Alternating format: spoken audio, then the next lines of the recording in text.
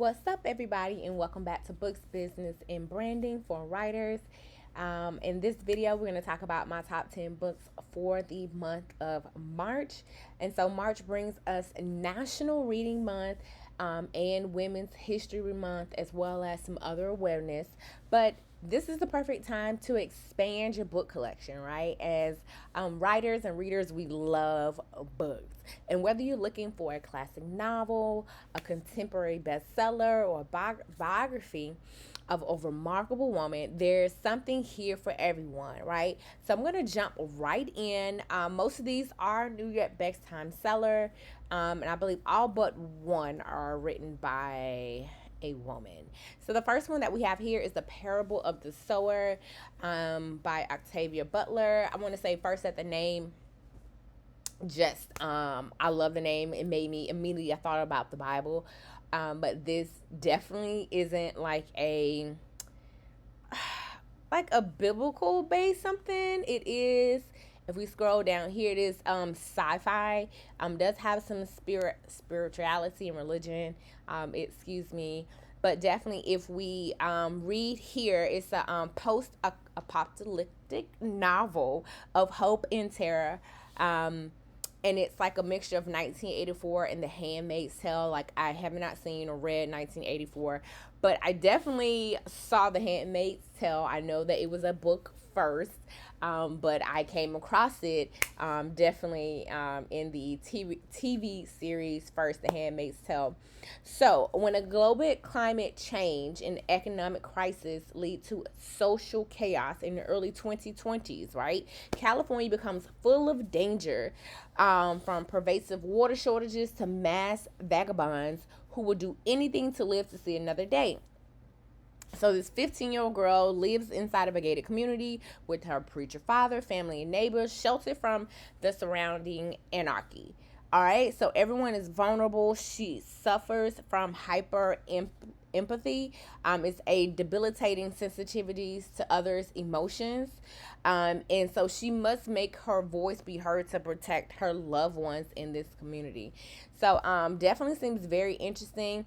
I'm going to be honest, I wasn't big into sci-fi until I wasn't like into sci-fi period until I got into my major, and then it kind of opened my eyes. So this is definitely one that I'm very interested in purchasing and getting, to read. I actually saw that Octavia, she has a plethora of sci-fi books that I definitely may dive into that world.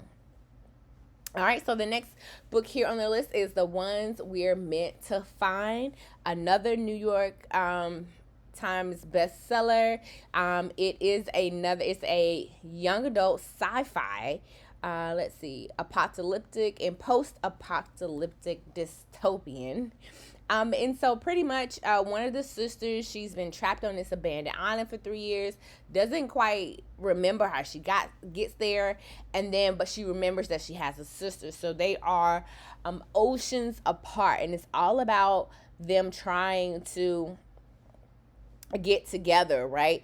And so now it says now it's been 3 months since Celia's disappearance, and Casey has given up hope. Logic says that her sister must be dead, but nonetheless, she decides to retrace Celia's last step, where they'll lead her. Whether it lead her, she does not know. Her sister was full of secrets, but Casey has secrets of her own. I just want to say, like, the imagery of the book cover really caught my attention. So first that made me, okay, let me see what this book is about. And so once again, this is a young adult sci-fi. So if you know a young adult that is interested in this may be a great read to pick up for them. All right, so the third one that we have is Rest is Resistance. Let me tell y'all something. I came across Miss Hersey. I hope I'm saying that right. Trisha, we're going to say that, on IG. I'm not quite sure if someone was just talking about this and they was like, go to her page. I guess like the whole NAP ministry. And I was like, Jesus, thank you. Let me tell you, since I've been tired, right? Just about how we're told to just work, and just have someone that's I don't want to say like, I guess in essence, fighting against it to really focus on resting and restoring your body. But of course, it's more to it than that. If we read here, it says disrupt and push back against capitalism and white supremacy. In this book, Tricia Hersey, aka the Nap Bishop, encourages us to connect with the liberating power of rest, daydreaming, and naps as the foundation for healing and justice. All right, so I haven't necessarily like dove deep into her world, but definitely when I saw and kind of read about it on social media, I was definitely interested in learning more. So here is a great opportunity if you've liked what you heard before. Thus far, Rest is Resistance, a manifesto. And this is a inspirational personal growth read, race and ethnic relations, and personality and disease and health issues. All right. I'm just like tongue tied, but we're gonna keep going. And so next on the list is Good Morning. I Love You. A guided journal for calm, clarity, and joy. So, as a writer, I think it's good that I know, first off, as a writer, we do a lot of writing, okay?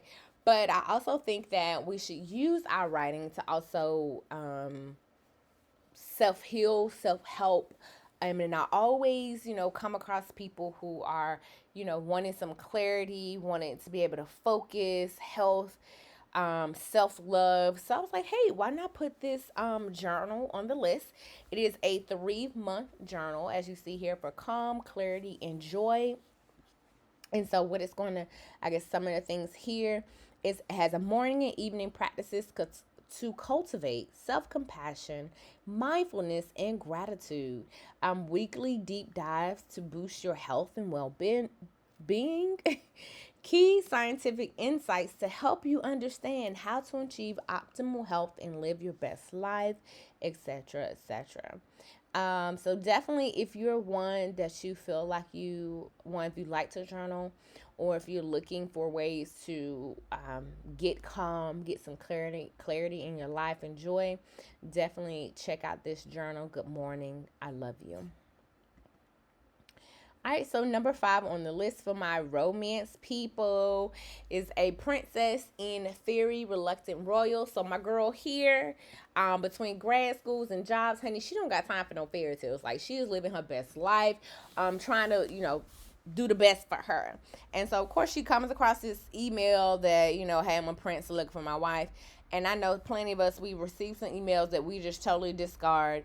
You've won $50 million. All we need for you to do is just reply back to this email. Honey, we don't got time for that, right? But this girl right here, the prince was serious about his business. So he comes over to, I guess, America, and she mistakes him from a pauper. And so, you know what? The prince is like, you know what? I like this. I like the fact that people don't know that I'm a prince, and that I'm not going to tell her who I am. But of course, chemistry happens, and, the flirtiness can turn into some passion and other things like that. And so, in theory, will she become a princess after all? So, this is a pick for my romance readers. A Princess in Theory, Reluctant Royals.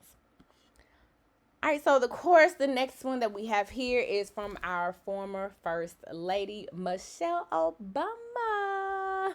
The Light We Carry, Overcoming in Certain Times, which is a follow-up from her first book, Becoming. And I actually saw I think she did like a 1-hour interview where it was like a panel of women. Kelly from Destiny's Child was on there, and some other celebrities, and just them being open and transparent. And Michelle was talking about, Mrs. Obama, like I'm on a first name basis with her.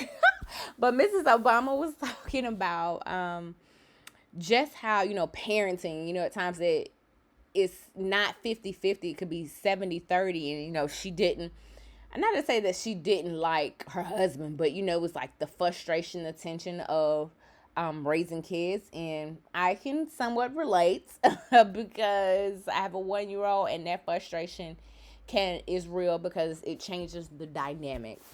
Um, and just how you grow, mature, and just different things. The interview was beautiful. The transparency that not only her but the other women displayed. So I'm just only can imagine the information that she poured out in this book, to be transparent, to be so much relatable. But if we jump down here, it talks about she opens a frank and honest dialogue with readers, considering the questions many of us wrestle with. How do we build enduring and honest relationships? How can we discover strength and community inside of our differences? What tools do we use to address feelings of self doubt or helplessness? What do we do when it all starts to feel like too much? So definitely, of course, if you love Mrs. Obama, former first lady, definitely go ahead and cop this book, The Light We Carry, Overcoming in Uncertain Times, excuse me. So I'm gonna just say this book right here. I did not know, don't really know the author, but first of all, the title alone just grabbed my attention. Like, what? I'm glad my mom died. Like, who I feel like in their right mind says this? So I didn't necessarily grow up. I'm assuming this is like, the whole Disney thing. But I definitely heard of iCarly. So I was like, oh, okay. She was, I guess, on that show. But so this former child actor, she talks about how her mom got her into acting, right? And it was her mom's dream for her only daughter to become this star. And of course, I guess she gets on the show, and then, the eating disorder kicks in because I guess her mom wants her to look a certain way, have this image. So it had eating disorders, addiction, and complications with her overbearing mother. And so after her mom dies of cancer, she discovers, therapy, and she quits acting, and she embarks on this recovery and decides for the first time in her life what she really wants. So I'm going to say that's, really bold. I mean, I don't, everyone's, family dynamic is definitely different. So to be open about it, I'm going to say kudos, because some certain families, it's like, hey, what goes on here stays here. But when, you're healed, and it's like, I mean, I haven't read it, so I don't know her viewpoint. But when you are healing from something, especially when you have forgiven the people that have hurt you, it is so much power in it. And through that power, you are able to bring others to their healing. So I'm going to say kudos to her for telling her memoir, telling her story. So definitely, if I guess Jeanette McCurdy, check the book out. Yeah. And so the next one that we have on the list is Our Missing Hearts. And I'm going to say Celeste Ning. I pray to God I'm saying that right. But this book here is literary Asian American dystopian family life. It's a 12-year-old boy who lives a quiet existence with his father. And so his mother, who's a Chinese American poet, she left without a trace when he was 9. He doesn't know what happened to her, only that her books have been banned, right? And so one day he receives a mysterious letter containing only a cryptic drawing, and soon he is pulled into a quest to find her. So it's an old story made new, of the old ways supposedly civilized communities can ignore the most searing injustice. It's about the lessons and legacies we pass on to our children and the power of art to create change. Our Missing Hearts. And so not only was this, I guess, a New York best-time seller, it was named the best book of 2022 by People in Time Magazine, Washington Post. All of these, right? So definitely, this, based on all these reviews, is an amazing read. Our Missing Hearts.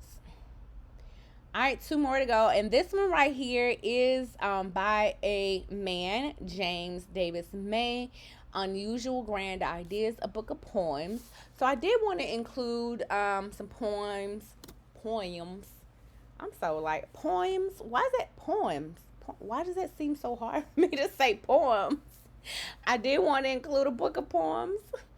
But the reason why I chose this because it also describes this book describes mental illness, right? With nuances and giving a full account of its darkness, but also the flashes of hope, love, and even humor that leads towards healing.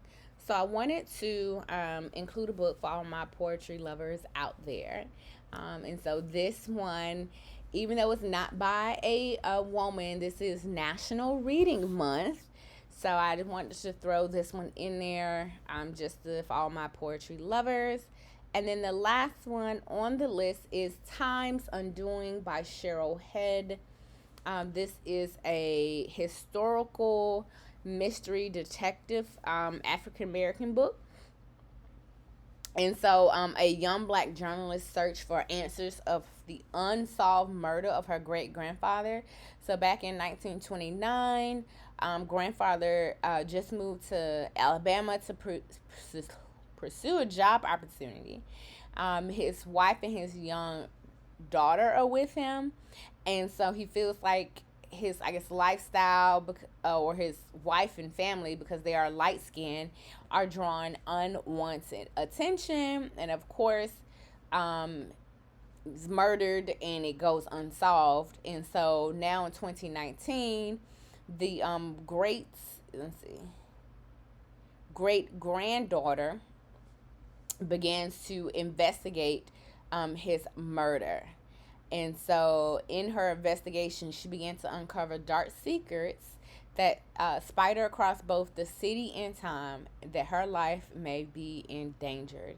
And I'm not going to say the beautiful thing about this, but this is inspired by true events. All right. So if you are into like that mysteries, check out Time's Undoing by Cheryl Head. All right, guys. So this is my recommendations for the top 10 books to read for the month of March. All right. So I will provide the link in the, the video or down below. But definitely check out any one of these books for your read of the month. Thank y'all so much for tuning in.